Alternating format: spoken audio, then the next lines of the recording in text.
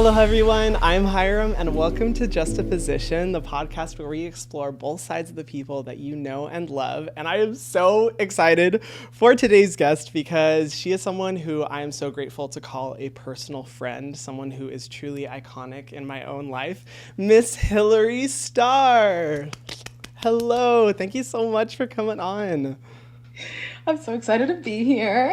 I'm so excited to have you. You're tuning in all the way from New York City. I was literally just with you last week. I know. We were just living it up, eating nothing, sleeping 2 hours a day, and watching Netflix. And here we are. As we do. If you guys don't know Miss Hillary Starr, she is the queen of cooking TikToks. She makes the funniest freaking videos I've ever seen. I discovered you I think it was like a year and a half ago or 2 years ago. And literally the first TikTok I saw of you, I showed to so many people in my life because I was like, this is the funniest video I think I've ever seen. It was the peak of the pandemic. I remember it was one of my reaction videos. And then I remember you commented and I didn't notice until after you started following me. And people were like, Hyram commented on one of your videos. I'm like, did he really? And then I see it and I'm like, oh my God. I'm like, wow, okay. Well, I guess we're friends now. Now I have to convince you to be friends with me. Yes, which you did after, you blowing up my messages 20 times. Yeah. Before we actually hung out. It's not my fault that you take 1 month. It is true. 7 business days to respond. My response time is 30 plus business days. I will admit. You it is literally my toxic characteristic. Yeah, I texted you and then maybe 3 weeks go by and I'm helping my friend clean her room and then I get a text and it's hey, it's Hyram, and I'm like, what? I was like, oh my God, I forgot I gave him my number. Yes. And we were able to hang out when I was living in New York City right around the launch of my brand. And we were able to hang out. And it was honestly such an amazing experience because, there was the first 3 minutes of us being very cordial. I'm like, oh, hello. So nice to meet you. I'm Hyram. I'm Hillary. And then within 3 minutes, it was like you and I had been friends for years. It was chaotic. Oh, yeah. We were sharing way too personal details about our life and past traumas.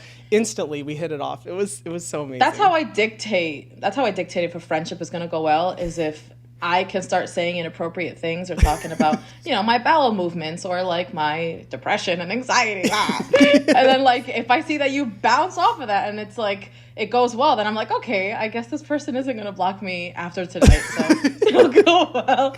No, not at all. Honestly, I look back on that memory with such fondness. And then since then, I feel like I am not really mingling with a lot of creators and other influencers. That's just not really, I'm way the hell out here in Hawaii. So first of all, I don't really have the opportunity to, but that's just, I don't interact a lot with influencers, but I'm so grateful that I've been able to call you a close friend and we've had such positive experiences and memories together. Best. Remember we spoke about. Yes. I'm sorry. Excuse me, best friend. It is a friendship a little bit where it is mutual, but you're also holding me hostage as a friend. 100%. You have no choice. I told you from the moment we met, I said, well, now that we're friends, now you can't get rid of me. Yes. And I hope you're okay with that. Oh, absolutely. I have a constant need to please and entertain people, and you are now my victim. You know what? That is mutual. So I totally feel that with you. So I'm honestly so excited to have you on the podcast because I feel like we already have such a long connection together. And I'm really looking forward to chatting with you more because I want to get into kind of what your experience with being a creator has been on screen and off screen, what it's been from a mental health perspective, so many different things. But we first have to start off because it's me. It's me and everything revolves around skincare. Oh God. We have to talk about your skincare journey. Please tell me, what is the worst thing that you have done to your skin? Not gonna lie. Okay, so I went through a phase, all right, where I used to put lemon on my face. Obviously, that's the no. And then I used to go out in the sun. But the worst thing that I used to do, in the sun after was... lemon. Huh? You put lemon on your face and went out in the sun? Worst of all, I was in the Dominican Republic when I did this. And then I got sunspots around my mouth and all over my face. But we're not going to talk about that. That's not the worst. Well, I would never be able to tell now. I would say the worst is when I thought I could be a beauty blogger back in 2015, and I was looking up all these home remedies for skincare, and I actually found this remedy for to do your own DIY face scrub, and I used to get coffee grounds and olive oil. And Olive oil? Hyram, I used to mix it up and I would put it on my face and I would literally scrub the living crap out of my face. My face would be red and I was like, tomorrow I'm going to go to school with glowy skin. And I would break out in hives and I'm like, why is this happening? I wonder why. That's so weird that your skin freaked out. I would never be able to trace why. Oh my God. If it wasn't that, it was also the Aztec clay mask, that mask that like literally sucks your face dry. And then I was always wondering, why was my skin getting so dry? And you know, the St. Ives scrub that we all know and love. And yeah, like I didn't do too much damage, but I did enough. That Aztec mask, I have to say, is like one of my worst experiences when I started getting into skincare, because I remember I was with my friends. We were going to go out to the club. I was like, I feel like hot shit. I am so ready for this. I used that mask and it looked like I looked like I'd been baking in the sun for 20 years. My face was so red. Everyone was taking pictures and videos of me because it was so embarrassing. If I'm able to find it, I will attach it because, oh my God, it was so horrible. That so embarrassing. Mask, like, is your skin's 13 reasons why, I swear. Like, it's oh well, that's pretty. I'd say coffee grounds and olive oil. It could have been worse. Dark. That's pretty dark. It could have been worse. Yeah, but I mean that's pretty much the most that I've done. Like, okay. Yeah, it could definitely be worse. I feel like I've even done like worse things to my skin before. Like Hyram. No. You? I know, Never. I know. You know, in order to appreciate the progress that I've made, we have to, you know, start from the very bottom. And I've done... I forgot to pray to my Lord and Savior before this. I mean, I've shared most of my stuff on YouTube, like talked about my personal experiences. I feel like the worst thing I did to my skin, when I think about it, I used nail polish remover on my skin. Wait, what? Yeah, so I did this thing during the pandemic. This was like recent. This wasn't even that long ago. I am very ashamed to admit it. That's the worst part. But hold on, I don't know this story. You know how my hair was purple? You remember how I had purple hair? So I dyed it myself because Brad Mondo instructed me, like, you know, gave me a video instruction. And I was like, oh my God, this is going to be fine. My stupid ass did not even think about how if I left the purple dye like on my forehead, I was like, oh, it's just going to wash off. It'll be fine. Thinking that it only stains the hair. Of course it stains the skin. So I literally had like purple all throughout.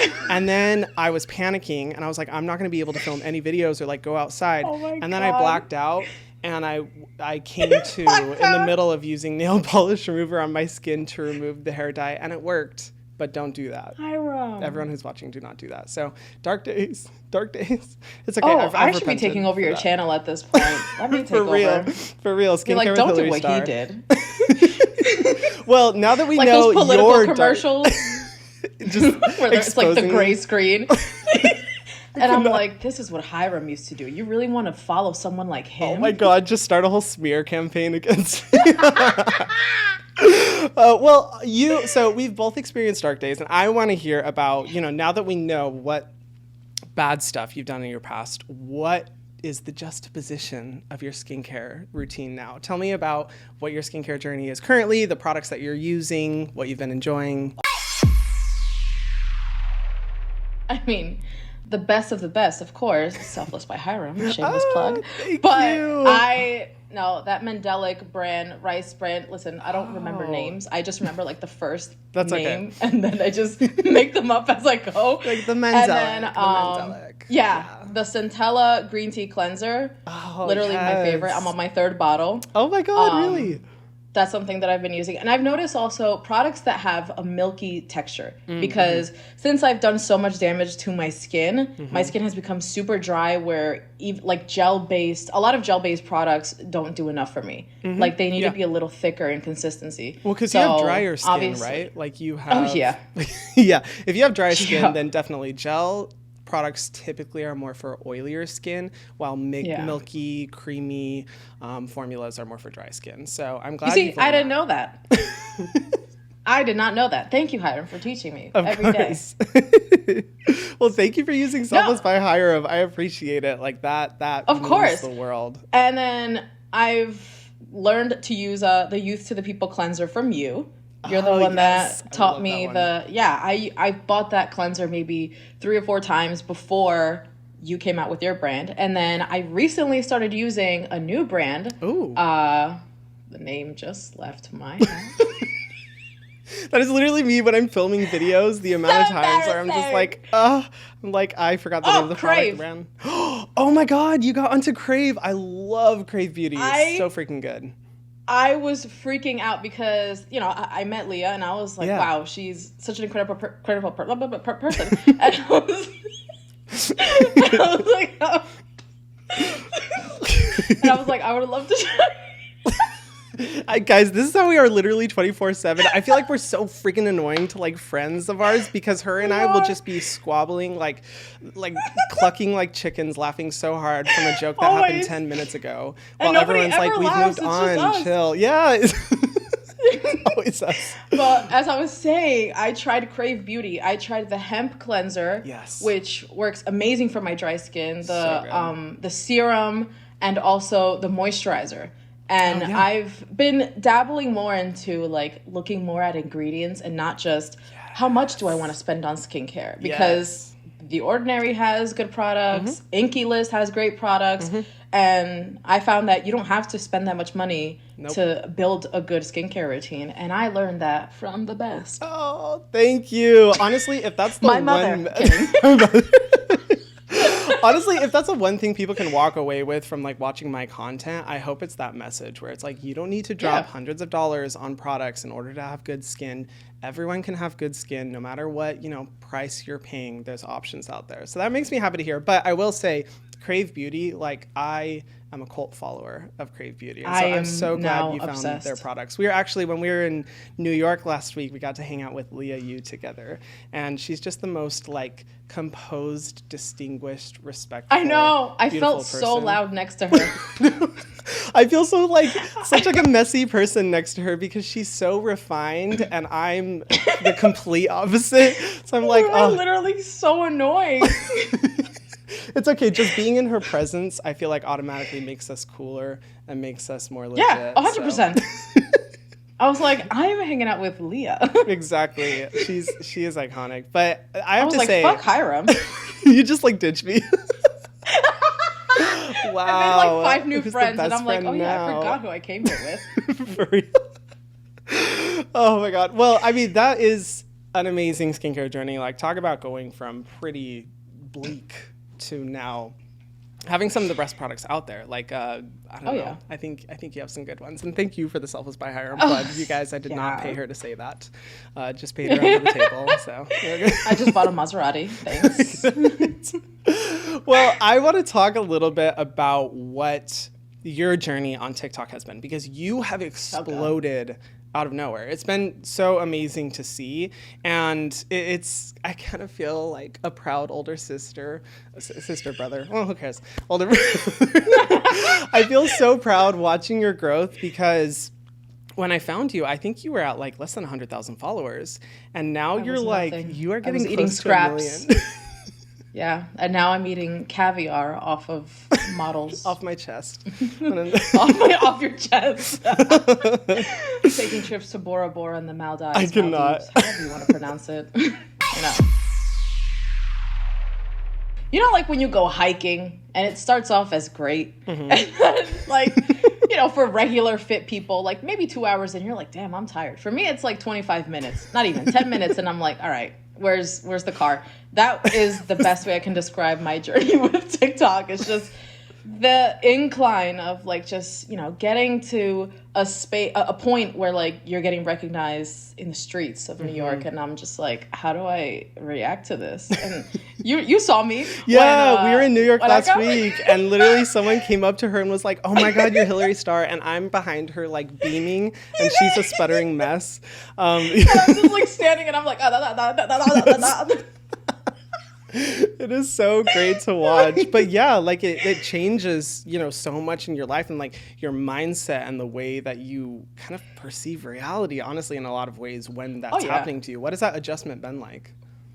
It's been literally, I felt like my third eye opened after I started getting bigger on social media, because I started looking at like just the psychology of people, if that makes sense. Like how people interact and how, you know, when things get negative, how people like gang up on that one person that's like big, but it's like it all ranges from like jealousy and their own personal issues. And like that's something that I've realized with you know, coming up as a creator. Like it's a lot of fun, but it comes with a lot of mental health issues. That we have spoken extensively at like 6 a.m.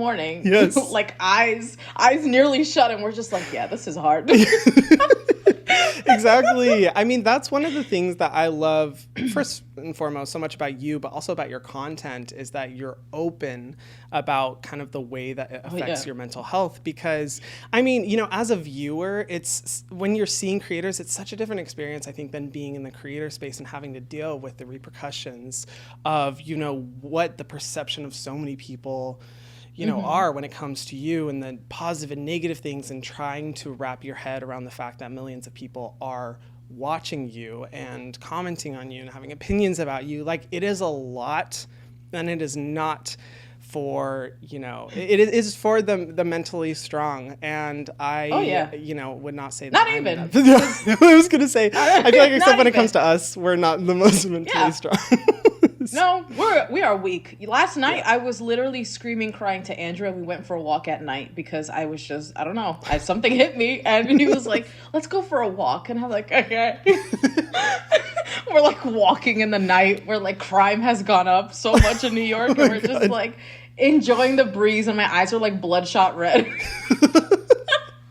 But I mean, hey, you know, like that is the reality. And that's, I've seen so many TikToks and videos that you've made, like particularly on Instagram as well, in your Instagram stories, where you have kind of opened up about the struggles of mental health when it comes to content creation, what that's been like. And I admire that a lot, because it's hard to, like, you know, at some level you're being vulnerable by sharing that to people, and you know, having people comment and perceive you from that light. And so it's a lot of it's a very courageous thing to do. But what has that been like for you? When did you always create content kind of talking about mental health, or is it something that you've done recently, or what is what has been your journey? No, for me it was like, I'm using the Fenty Beauty palette, and then it was like just cry after, like, while I'm editing the video. But no, like I actually began creating content back in 2016 when I was working at Sephora, wearing those parachute tunics, going home every day after getting into a fight with a 45-year-old woman who wanted to match her own foundation. But, you know, that's a story for another day. But, you know, so like I never... And I feel like, I don't know if it's like the pandemic, and I feel like you and I had this conversation. In 2020, my eyes literally opened Pandora's box into me having this self-realization of what my mental health consists of, and then where everything comes from, and then getting on social media and now having a public presence only made it worse, because now... I'm sorry, I'm not laughing at you. I'm just... That's okay. We're in that stage of our friendship where we can laugh at because I feel that pain too. Laughter covers the pain. Oh my God. And you know what I think it is? I feel like it's because now that you and we're not working in an office where like we can be depressed, but like, you know, file paperwork and not have to worry about like putting a smile on. Now we are people that are on camera. We have to like, you know, put on a face, and like, we're like entertainers, and we have to act a certain way, because then if you're acting a little off, people in the comments like, does anyone think that she's acting a little off? It's so true. Or like, yeah, Hillary, are you okay? I'm just like, yes, I am. Oh my God, anytime I post any type of content about mental health, just like even joking, all of my comments are like, Hyram, are you okay? Do you need help? And, and I'm like, yes, but no, I'm fine. I mean, I understand the concern. Oh my God. But yeah, because being a creator, like, you have to show, you know, a really intimate level of your life. And kind of what you were saying in 2020, discovering a lot about mental health and how much, you know, it's affecting us. I feel like a lot of people have honestly gone through that during the pandemic. That's one of the biggest learnings I think a lot of people took away. And being in a creator position where you are showing so much of your life online, it is inevitable that you're going to have to show that or cover it up. Yeah. And like you said, people can tell when you're faking it. People can tell when you're not feeling it, when you're not, your most organic self, your most wallet. People can tell, they can tell when you're being, inauthentic. And the only other option, I feel like, and what you do so well, is just showing some of your worst mental health moments on camera. Listen, you gotta make it humorous, because if you don't, then your brain, and it's crazy how, like, it's such a cliche thing to say, like, oh, the brain is such a powerful thing. Like, no, the brain is literally such a powerful thing. Mm-hmm. And what I do, I trick it into thinking that what I'm feeling, or any depressive episode I'm going through, I'm like, look at you acting like a little bat. And I just kind of like talk myself out of the episode. I'll be like, Hillary, go to Home Goods. Go get Wendy's. Go do something and stop it. Stop. This is not who we are. Go make a video. Get some help. Speaking of Home Goods, you guys have to watch her Home Goods TikTok videos. They are the funniest things. Oh my God, they're so funny. I'm actually going to Home Goods after this. Yes. To find more signs. I just go to Home Goods at this point. I don't even go to buy stuff anymore. I just go to the sign area and I'm just like taking pictures of everything I see. Home Goods should write you a check, honestly, with the publicity that you're getting. At this point, my face is all over the stores, and they're like, "Don't let this Hispanic woman in." They have those printed out security cam pictures in the back rooms. I'm wearing like one of my graphic tees and my hair disheveled, and I'm just like crawling. Nuts. Well, one of the things you were talking about, like, and this is the way that I cope with, like, when my mental health is struggling or when I've gone through things, is through humor. I really feel like that is, for me at least, the best way to, like, get through rough mental health times, because what it does is it takes away the seriousness, the secrecy, the shame, and the guilt associated with having those mental health problems, and it basically laughs at them and just is a message to yourself, like, come on, get over it, you're fine. You're sitting on your couch. You're sitting on your couch. You're just like, as tears stream down. That's what I just picture. Red face, face red and puffy. In like 5 days. And you're just like, yeah. Exactly, and that's not to diminish like the importance of therapy and getting help for mental health concerns, which both of us are huge advocates of. We both go to therapy. We need it. I'm looking for a psychiatrist at this point. Yes. Yes. I mean, like not to diminish the importance of that, but one of the things I love about like using humor as a coping mechanism is that as you're going through that journey, as you're going through like recovery, like for me personally, it was when I was recovering from like my eating disorder or self-harm. Once I was to a point where I saw that things are getting better and I was getting out of that, I make so many eating disorder and self-harm jokes. I can because I've gone through those things. But I make so many jokes about it because that helps me process it and get through it so much better. And it's also hilarious because it makes everyone else in the room super awkward and uncomfortable. Yeah. I remember you said something. I forgot when we were hanging out or something. And you said something and I was like, oh, okay. And I do the uncomfortable laugh because my people-pleasing tendencies tell me, don't make him feel uncomfortable, just laugh. And so I'm like, what the fuck is this? Oh my God, meanwhile I'm filming you, exposing you for laughing at one of my fucked up jokes. Not gonna lie. Send it to all the T channels. Yes. Everybody comments on their videos like, who the hell is Hillary Starr? I kind of get satisfaction in a sick way from watching people squirm and be so uncomfortable when I make those jokes. But I think it's just for me because I know it's such a positive thing for me, like laughing my way through those moments. And you do that so well, like in your videos, just like making your mental health journey really hilarious. And I think that's a good thing. I think it's great that you're doing that because it shows people like we have to, that it's okay. Yeah. And that's something that kind of made me continue talking about my mental health, were the messages I was getting from people saying like, I know you're like a regular person, but you're a public figure. And the fact that you talk so openly about when you're depressed, like it's commendable. Like I like seeing big creators talking about mental health, and I'm like, let alone me. Yes. Like I'm a nobody. So like No. I'm just like, okay. So like it's like, you know, it puts me on this, like, in this position where I'm like, I feel like I have to talk about it because it's such a, like, when you feel a certain type of way, a lot of people will say, like, oh, well, you're a woman, so you're, like, probably PMSing. Or, like, if you're a man, it's like, oh, you suppress your emotions. And it's, like, it's all these, like, stereotypes. And it's, like, no, like, we're all fucked in the head. We're going through a crisis right now. We're all messed up, bro. We gotta talk about it. Yeah. And I will say, too, that one thing I don't like is... I literally lost my train of thought. So continue on your dance break. Ooh. I forgot what I was gonna say. Oh my god. Well, I want to ask you one thing as well while you remember that.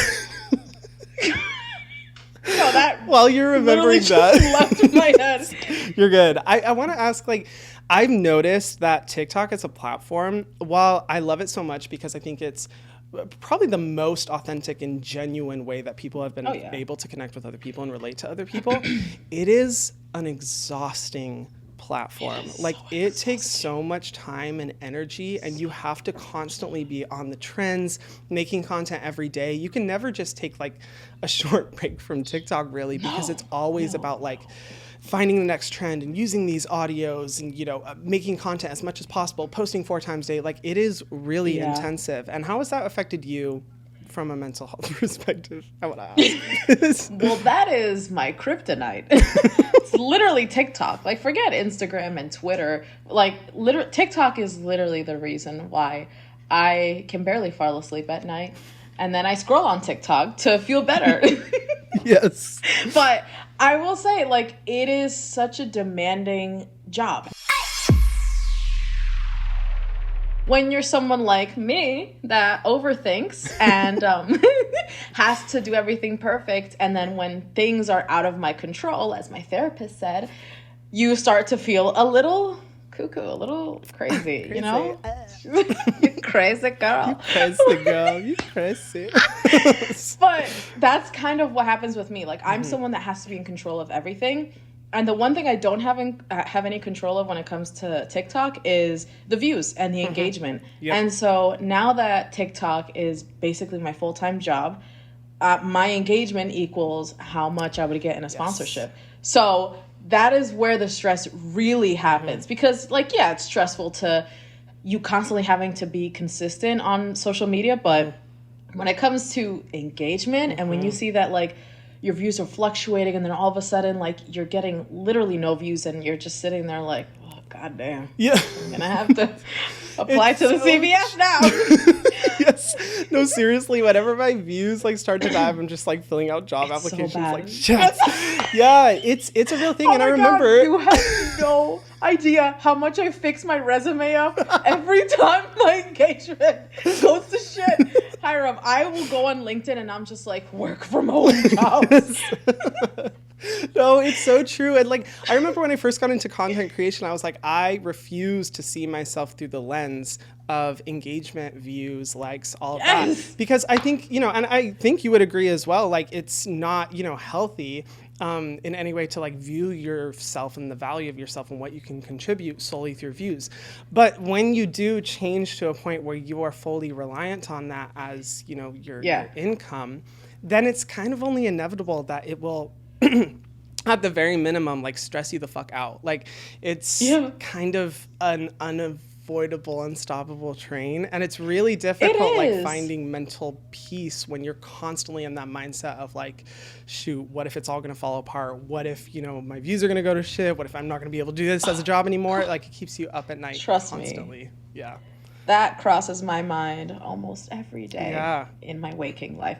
And I just remembered what I was going to say. Yes. It has to do with this. Like, with the mental health thing, like, if I get depressed with my views, I can't just go on my stories and be like, guys, my views are down. Like, if I do it once, like, that's it. But then I get the people that are like, well, you should be grateful that you have a platform. And I'm like, okay, well, all right. This is why I have creator friends, because it's such a different look when you're looking at it from a lens of, like, a viewer compared to if you're a creator. Like, the creators get it, but the viewers kind of see it as just like, oh, we're being ungrateful, when it's like, no, that's not the case. We just need help. Yeah, exactly. And that's what it, like, I feel like it comes down to that, because we understand, like, I feel like we as creators know better than anyone that, you know, the views and the attention and all that really doesn't matter, because we started, you know, doing this as a passion when no one was watching, when no one was interested, just for fun. But once it crosses over to that state, it's just a constant anxiety, I feel like, kind of a constant stress that's always plaguing your mind. And it's really, it's difficult to escape that, because like you said, you know, the job is not hard in and of itself. Like, there are so many things that are so much harder on the body, so much harder on the mind, way more intensive. But for, you know, the mental peace and the mental health part of it, it is really difficult. We are literally just flesh and bone. There is nothing going on in us right now. Just Exactly. It's just it can be mentally exhausting. It can be really difficult. And I'd love to hear from you, like, what are the things that you do to help improve your mental health when you are feeling stressed, when you are feeling worried about, you know, what you do as a job, online world, when you get all those hate comments, you know, what did I say? When you get... I don't mean to flex, but I don't get that many hate comments. Oh, wow. Okay. I don't get that many. Wow. But the ones that I do get, those are the ones that I'm just like, why I oughta. I could not. Yes. They rally you up. They are able to do that. Like, how do you kind of go through that? Because I'll share, like, what I do, for example. For me, whenever I see a hate comment that, you know, I'm just like, oh, it bothers me so much, and I type up like a full paragraph response. Typically what I'll do is that if it's really bothering me, like, I will type up a full response, and then when I finish it, I'll just delete it all and exit out of the page really quick. That way I get accidentally press send. No, thank God that hasn't happened yet, knock on wood. But I made a response to it, and then I quickly exit out of the page, so I get that little, like, dopamine hit of, like, ooh, I responded, but then I don't actually do it. And then I also, for every hate comment I get, I read 10 positive comments, just to remind myself of, like, hopefully the positive impact I'm making. The good weighs out the bad. Yes, it balances out. It works out. I mean, that's what I personally do. What do you do? For me, I take a bubble bath, or I actually posted this TikTok like yesterday, and I relive my childhood. I watch a nice Pixar movie. I watch something that makes me laugh. Oh yeah, I watch my home videos from when I was a kid, and that is what brings me the most peace. And I like going for drives. So I'll go for a drive. Yes. I'll go eat by myself. I'll people watch. People watching instantly puts me in a good mood. I'm just like, wow, what are they doing? Where are they going? Why are they going to Michael's at 3 p.m. on a Wednesday? That sounds more like stalking rather than people watching, Hillary. No, I get it though. I do. I love doing the same, like going on drives. That for me helps my mental health so much, because it literally, and I recommend it to anyone out there who, like, when you are feeling kind of cooped up, when your mental health isn't doing super well, no matter like what position you're in, I think it's always good to take a drive, because it forces you to be off your phone. It forces you to be disconnected from everything and just be 100% in the moment. So I'll just, like, you know, just take a drive, blast music, cry my eyes out, you know, the usual thing. That's what I do to help, and it works. It helps. Go 100 miles an hour. Yeah, you know, vehicular manslaughter, all that good stuff. You know. Yeah. Just hit a few children. Yeah.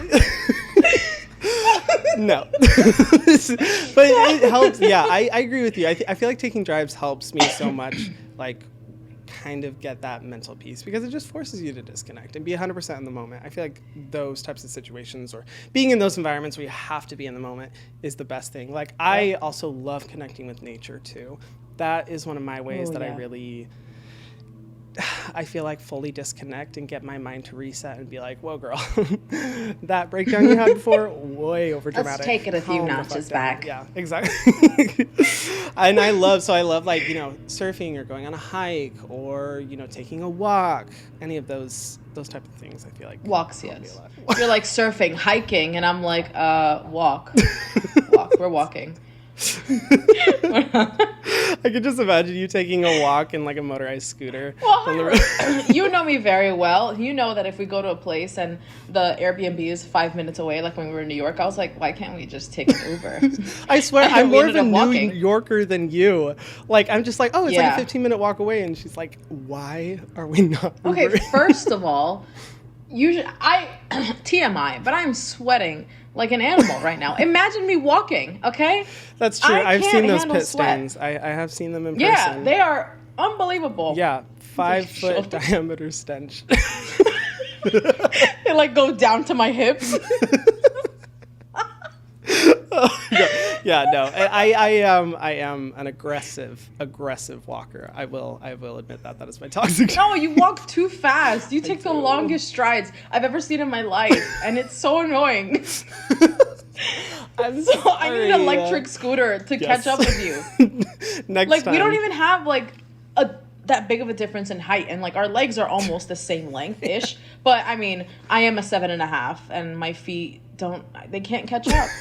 You walk too fast. You need to stop, I walk fast. or I don't blame it come on back. the anxiety, honestly. I feel like I'm always in an anxious rush to get anywhere. So if you can't catch up, Like- because we also have this mutual nervous tick. We both have so anxiety. weird. We have the weirdest tick where we like aggressively scratch our heads when we're stressed.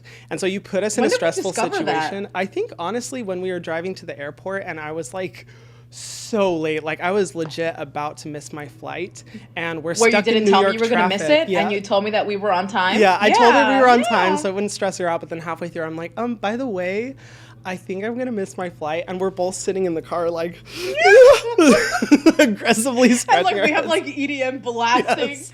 in the background. trying to calm us And you down. remember when I like almost got into a fight with that one guy because Yep. I cut him off, Yep. and he got upset with me, and you're just sitting there, and I'm like, oh, he's not used to this, and you were sitting there like, For real, the guy screams out the window. He's like, "Big ass forehead," and I was like, "Oh yeah, my god!" oh my god, And you're just like, It's "Have a all good about day." yeah. I'm like, God bless. Oh my god, yeah, we are one and the same in our anxiety and in the way that we cope by aggressively itching our heads. Oh, well, I mean, thank you so much for coming on and sharing like your personal journey. I've been so interested to hear kind of like what it's like behind the scenes, and even though like we've already talked about this more times than we can count, and we have definitely put this topic to rest, I feel like it's always good to talk about mental health. Like, And I we can't talk about this anymore. No, we have to cut it off. It's too much. No, but like, thank you so much for making the content you do, for talking about mental health so openly on your channel, and more than anything, for making fucking hilarious videos that bring so much joy to people's days. I think. I mean, you're making at the a end of really the good day, impact. I'm doing them for you. Always, Daddy Hyram. Thank all the you, way. just for me. I love you, baby. I love you, baby. Well, thank you so much for watching, everyone. Thank you so much for coming on again, Hillary. I really appreciate it. Make sure you subscribe to the podcast so that you can hear every single episode. We have some awesome, awesome guests coming on that I'm so excited for you guys to hear from. And thank you so much, everyone, for watching. I hope you have a great day. Mwah. This has been a production of Ramble, a Cadence 13 studio. New episodes every Thursday.